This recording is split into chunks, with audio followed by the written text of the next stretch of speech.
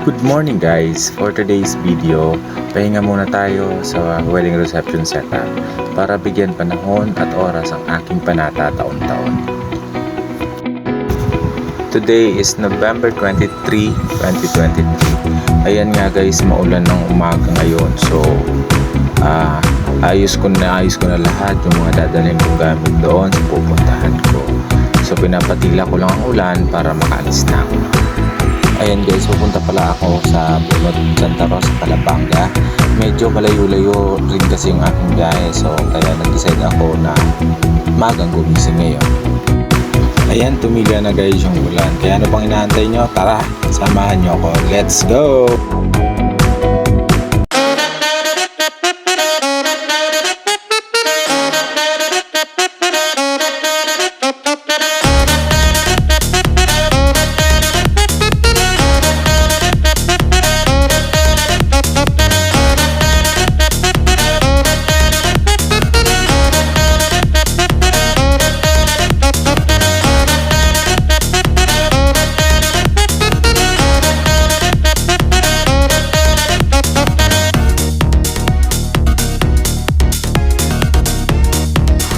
Ayan guys, malapit na ako. Yahoo! Yahoo!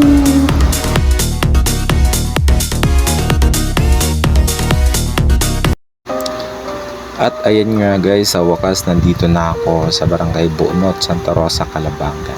Ayan, dito nga pala guys, sa pinuntahan ko ay may mga kanya-kanyang kwento kang maririnig ng sakripisyo at milagro sa buhay ng bawat isa. So, kaya ganun na lang guys yung kanilang paniniwala, sa sobrang paniniwala nila sa Poong May Kapal. At ayan nga guys, naglalakad na ako dyan.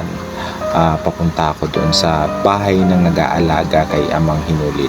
Ayan yung motor ko, iniwan ko muna dyan pansamantala kasi naandyan yung mga gamit. So babalik naman ako dyan guys mamaya.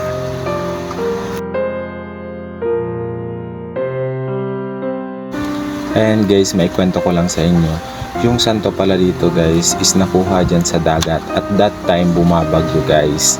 Ayan, so and pinaniniwalaan nila na milagroso kasi nga lumalaki yung santo. Walang scientific explanation, pero alam naman natin yung mga tao is mahilig at naniniwala sa milagro.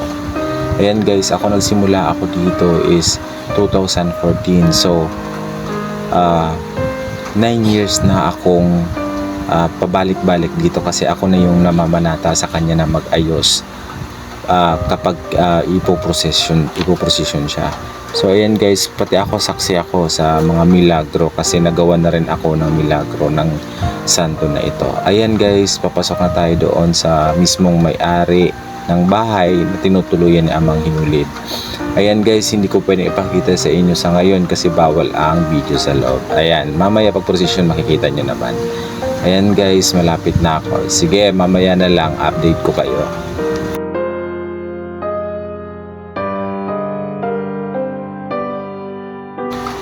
Ayan, bumalik na nga pala ako dito guys sa chapel para simulan na yung pag-aayos nung lalagyan ni Amang Hinulid. A few moments later.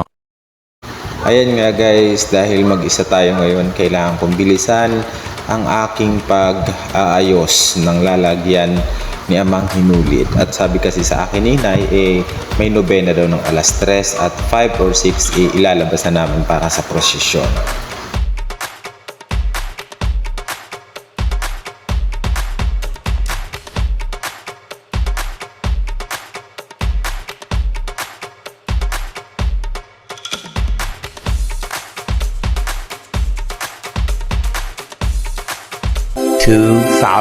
Years later.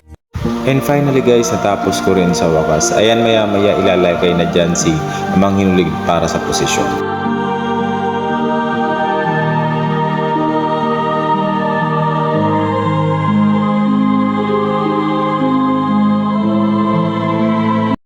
Lord, hindi po ako banal tulad ng iba. Hindi ako pala simba. Pero ang totoo, mahal kita. Kapag dumating ako sa punto na pinanghihinaan na ako, Kapag nawawala na ako sa mga plano mo, kung lumuwag man po ang kapit ko sa'yo, ikaw na po ang kumapit sa mga kamay ko. Huwag mo po sanang hayaang malayo ko sa'yo. Huwag ka rin sanang magsasawa at sukuhan ako. Dahil mahina po ako, ikaw na lang yung natitirang lakas na meron ako.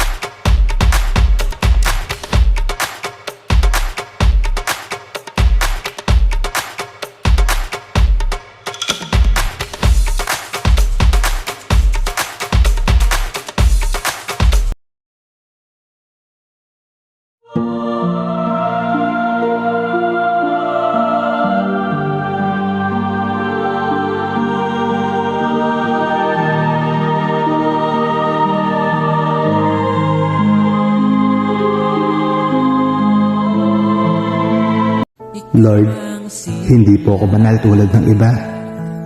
Hindi ako pala simba. Pero ang totoo, mahal kita.